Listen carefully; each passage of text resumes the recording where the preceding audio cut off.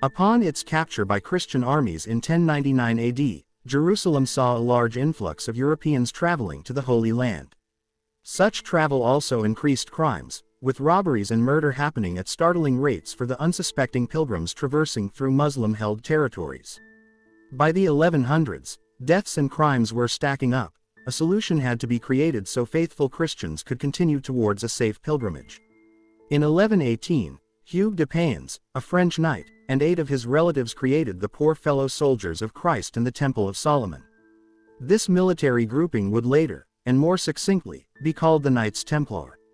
With support from Baldwin II, ruler of Jerusalem, the Sacred Order would be headquartered on the city's Temple Mount. Despite initial criticisms from various religious communities, the Knights received the Catholic Church's full support 21 years after the order's inception, and particularly vocalized support from an illustrious French abbot, Bernard of Clairvaux. In 10 years' time after the Church's official support of the Knights Templar, a papal bull was issued declaring the Knights tax-exempt, capable of establishing their own oratories, and accountable to no one except for the Pope himself. The issuance of such a document established the Knights Templar position as a prominent figurehead in religious matters. While the Knights' original job was to protect European Christians' passage from Europe to the Holy Land, their job duties expanded as their prestige grew. They became exemplary and brave warriors defending Christian territories from Muslim siege. They built multiple castles, strongholds, and a fleet of ships designed to protect the seas from any attack they may present itself. Their religious fervor was unmatched, and their particular dedication to the Virgin Mary influenced the Catholic Church for centuries to come. Despite their success during the Crusades, the Knights Templar faced a reckoning, both losing their foothold in Muslim territories and subsequently respect in European countries. By 1303, the French King Philip IV vowed to destroy any remaining order of the Knights Templar, though his proclamation was likely less about reputable ideologies, but rather about the significant debt the Knights had accrued for the king. Even more extreme than denunciation were the arrests and executions facing many of the order's members. Accusations of devil worship, homosexuality, and blasphemy were just a few of the crimes the Knights faced penalties for. By doing so, King Philip IV and the Pope seized and acquired the bulk of the Knights' wealth. Despite their dramatic rise and fall in European monarchies, the Knights Templar have continued to establish a foothold not only in culture, but of mythic proportion as well. The Knights' involvement during the Crusades granted them great access to holy lands with many precious and spiritual treasures. Perhaps most mythical and sacred was the Holy Grail, a chalice Christ drank from at the Last Supper. Despite the fascination of such an artifact and the exciting stories of how the Knights acquired such a precious item, no such artifact has ever been found. For centuries, archaeologists, religious fanatics, and treasure hunters have all searched for the Holy Grail, but to no avail. Where, if such a cup does exist, could it possibly be? Is it possible that a mysterious cave in England, man-made and created centuries ago, is the map to finding the legendary Holy Grail? As many theories have emerged, was the Holy Grail an inanimate object, or was it symbolic for something much more precious? With an odd mix of Christian and pagan imagery etched on its stone walls, the Royston cave's bizarre origins have left historians baffled since its rediscovery. In 1742, exactly what Royston Cave was or the purpose it has served has left historians scratching their heads and an eager sleuthing public to come up with some truly fascinating conspiracies. The cave itself is located in a small town by the name of Royston in Hertfordshire. The cave is a man-made monument, 17 feet in diameter and 25 feet in height. Chiseled from chalk bedrock, the circular cave is rather benign until one observes a multitude of carvings. An odd dichotomy of figures, such as Catholic saints, the Virgin Mary and the Pope of the time, are mixed with pagan fertility deities and sigils. Since a speculative theory was proposed in the 1970s, the Knights Templar have been named as the originators of this odd dwelling, serving as a shrine and key to one of the most popular and persistent theories of modern times.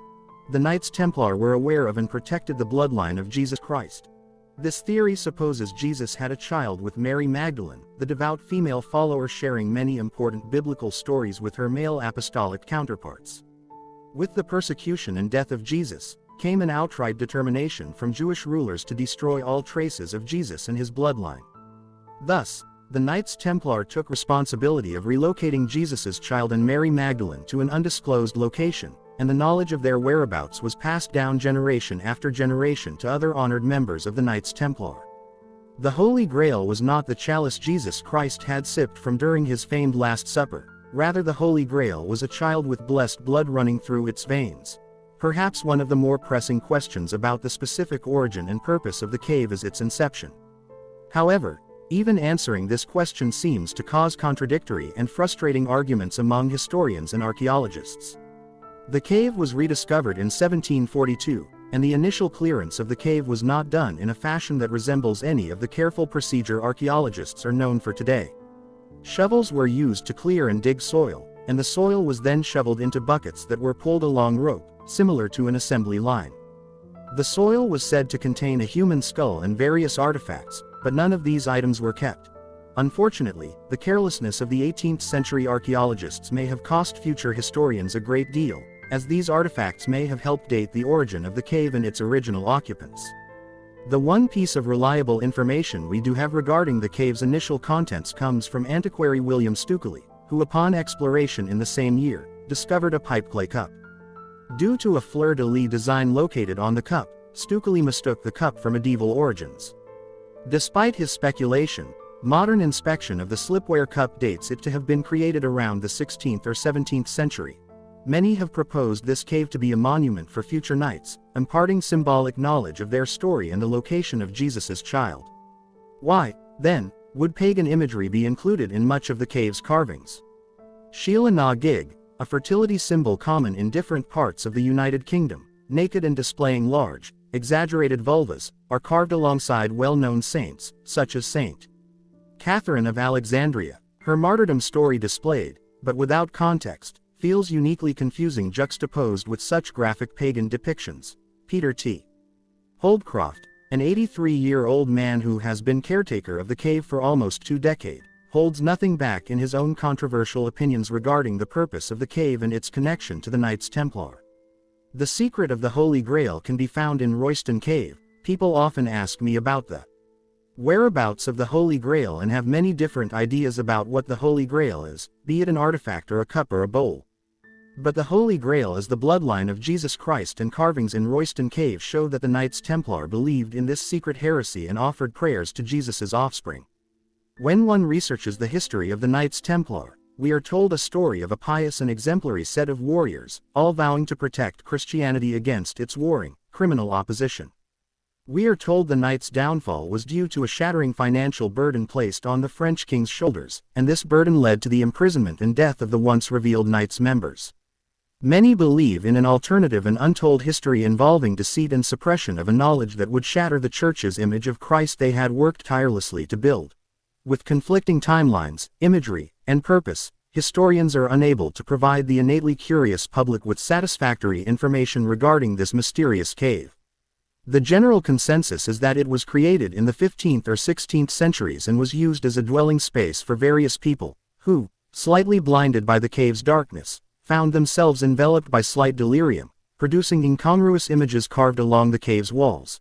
This official explanation is unsatisfactory to many who hold firm beliefs of the cave's connection to the Knights Templar. Until historians are able to produce absolute proof one way or the other, the cave will continue to inspire amateur sleuths, conspiracy theorists, and literary artists to produce some of the most entertaining theories regarding this medieval order of knights and the knowledge of Jesus they may have possessed.